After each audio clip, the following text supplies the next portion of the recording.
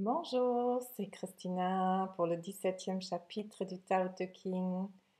La lecture aujourd'hui, à nouveau, c'est pour entendre comment le Tao peut t'aider dans ton quotidien à te sentir bien, à être en bonne santé et à te développer.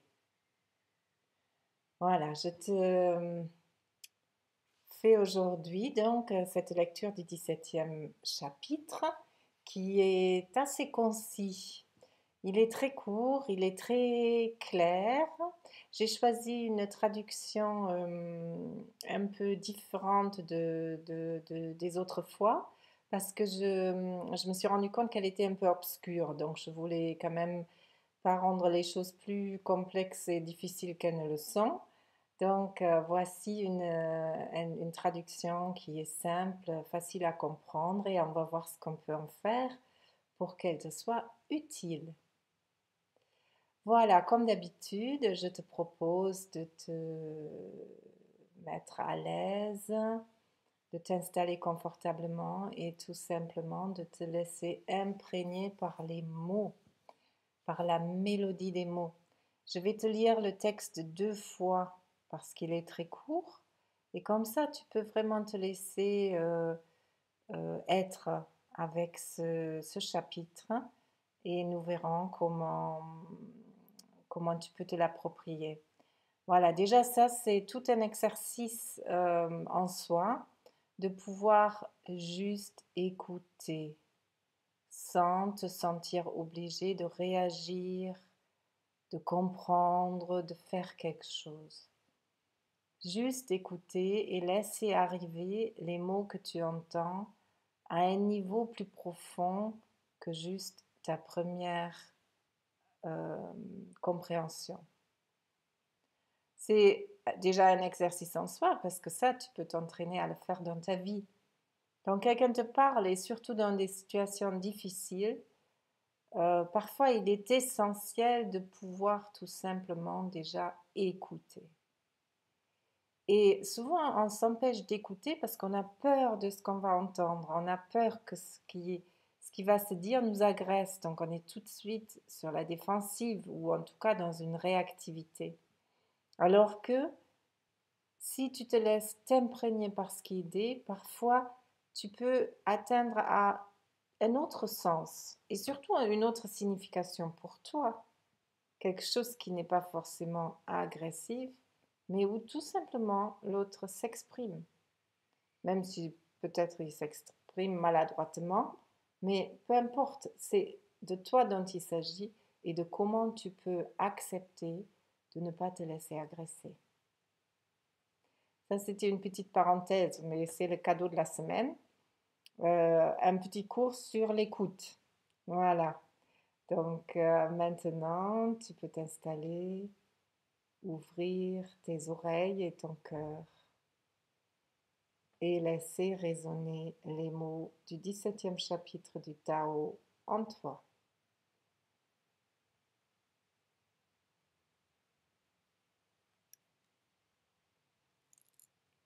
Le maître éminent est ignoré du peuple.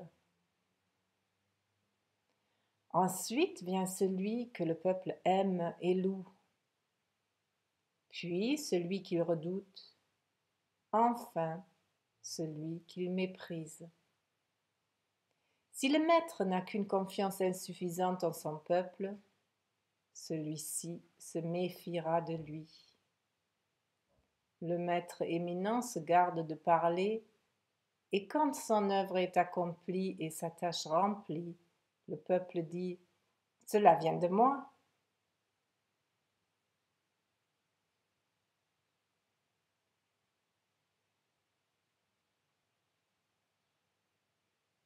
Le maître éminent est ignoré du peuple. Ensuite vient celui que le peuple aime et loue, puis celui qu'il redoute, enfin celui qu'il méprise. Si le maître n'a qu'une confiance insuffisante en son peuple, celui-ci se méfiera de lui. Le maître éminent se garde de parler, Et quand son œuvre est accomplie et sa tâche remplie, le peuple dit, cela vient de moi.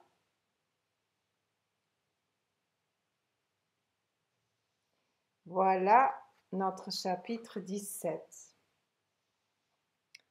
Prends juste un petit instant pour sentir ce que tout cela évoque en toi. Retiens juste 2-3 mots.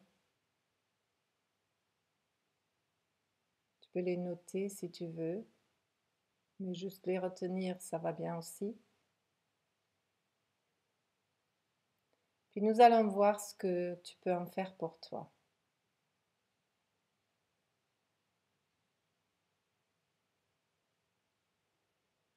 Toujours cet exercice, c'est pour voir ce que tu peux, toi, faire de ces mots-là. Comment ça t'affecte et vers où ça t'amène. Et maintenant, essayons de comprendre ce texte. Le maître éminent est ignoré du peuple.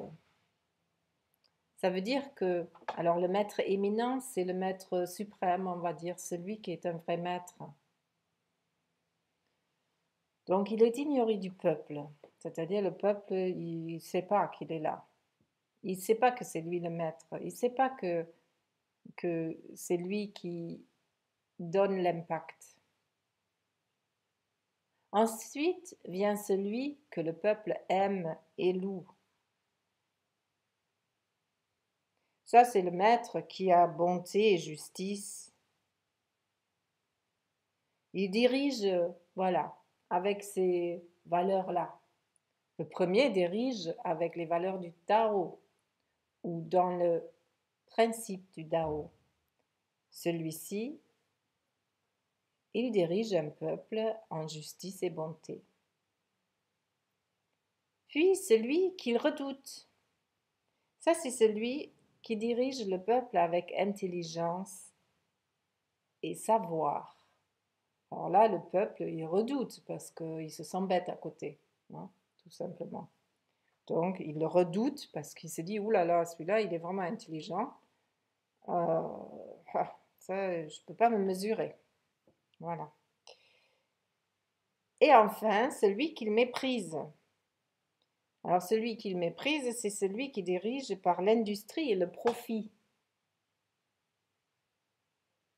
Donc ça, le peuple, ben, il méprise parce que le peuple, forcément, il est plus pauvre. Donc il se voit confronté à un monde auquel il n'a pas accès. Donc il méprise ça, bien sûr, parce qu'il se sent méprisé.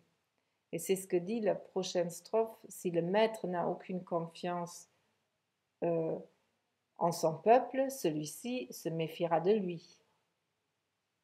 D'accord? Donc il y a un effet miroir entre le dirigeant et son peuple. Plus le dirigeant est dégagé de sa culture, de sa façon d'être, de sa personnalité, plus il s'inspire du Tao, et bien plus il est en lien avec son peuple. Le maître éminent se garde de parler, et quand son œuvre est accomplie et sa tâche remplie, le peuple dit « Cela vient de moi-même ».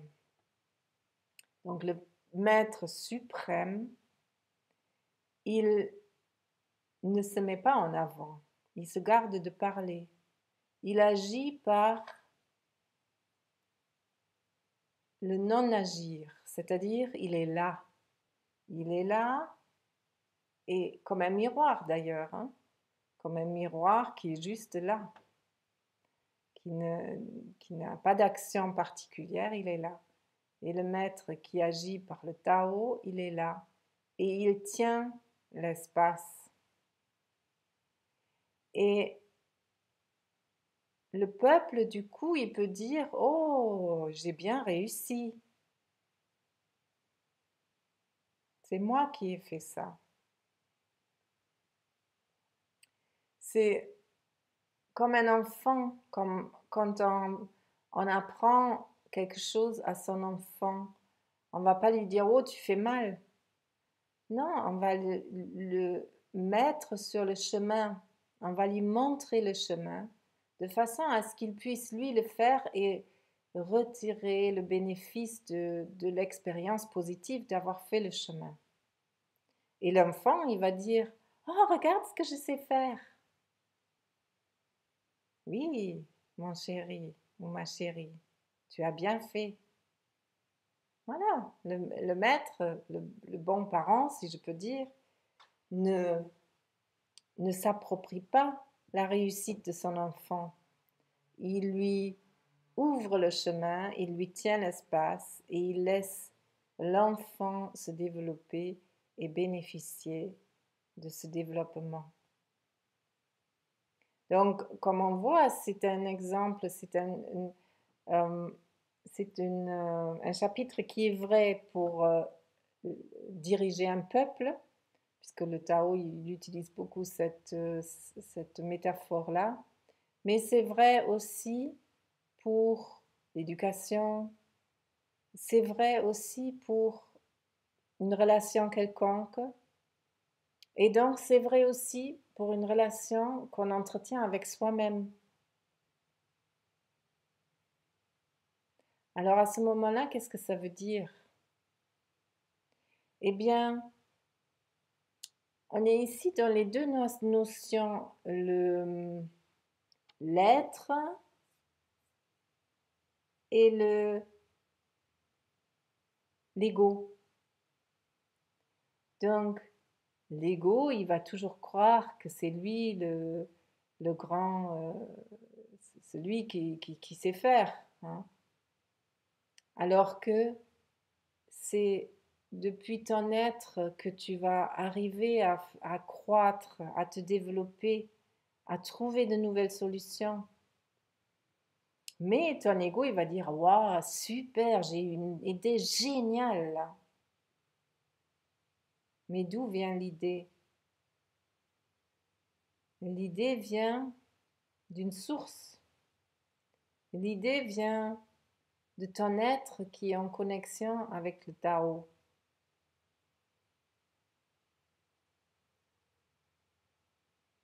Je crois que ça donne beaucoup à réfléchir sur le rapport à soi-même, mais le rapport aux autres aussi. C'est vrai qu'il n'est pas facile quand quand on n'est pas reconnu quelque part. Nous cherchons beaucoup la reconnaissance. Et quand j'agis en maître éminent, on m'ignore, puisqu'il est dit le maître éminent est ignoré du peuple. Ne veut pas dire qu'il est ignoré consciemment, il est ignoré parce qu'il n'est pas vu. Et c'est ça le vrai maître. Mais quand on est dans un système de société et qu'on n'est jamais reconnu pour ce qu'on a fait, c'est un petit peu douloureux. Et à la fois, euh, c'est ce qui se passe souvent. Et à la fois, tu peux te dire que tu es dans le flux du Tao, tu es connecté au Tao, si tu peux accepter ce retrait, si tu peux accepter de ne pas être valorisé par les autres ou par ton ego et juste être là. Parce que quand tu es juste là, quand tu es connecté au Tao, juste tout simplement, bien, cette reconnaissance, elle n'a pas de sens, puisque tu es dans ce plus grand. Tu es connecté à quelque chose qui te dépasse de toute façon et qui ne peut pas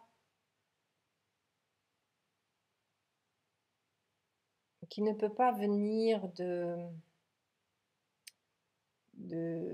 ta création, qui vient d'ailleurs.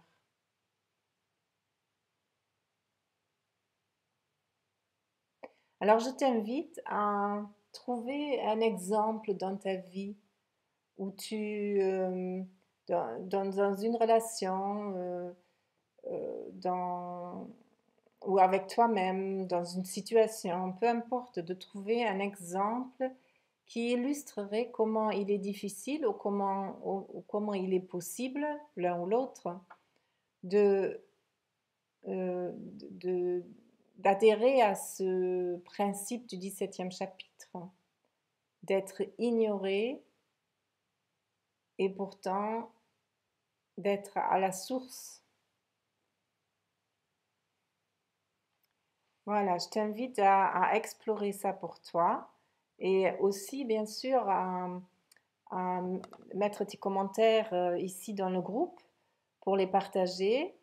Euh, Tu ne le fais pas beaucoup et c'est dommage parce que tout le monde en profiterait. Donc vraiment, je t'invite à le faire.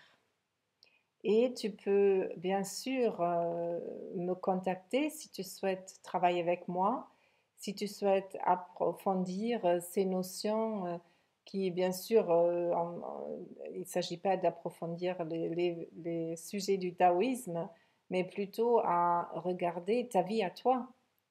Qu'est-ce qui est dans ta vie fait obstacle à ce que tu te sentes bien, soit pour être en bonne santé ou alors pour te sentir épanouie et euh, bon, heureuse peut-être. J'aime pas trop cette notion du bonheur pur parce que bon, il y a jamais que du bonheur dans la vie, mais on peut être heureux dans la vie même si la vie n'est pas tout bonheur. Voilà, donc si tu voudrais réussir cela et si tu voudrais être accompagné avec professionnalisme et sérieux, eh bien, je suis à ton écoute et tu peux réserver un entretien gratuit avec moi sur le lien que tu vois ici. Je te remercie d'avoir été là avec moi et je te dis à la semaine prochaine pour un nouvel épisode. Bonne semaine!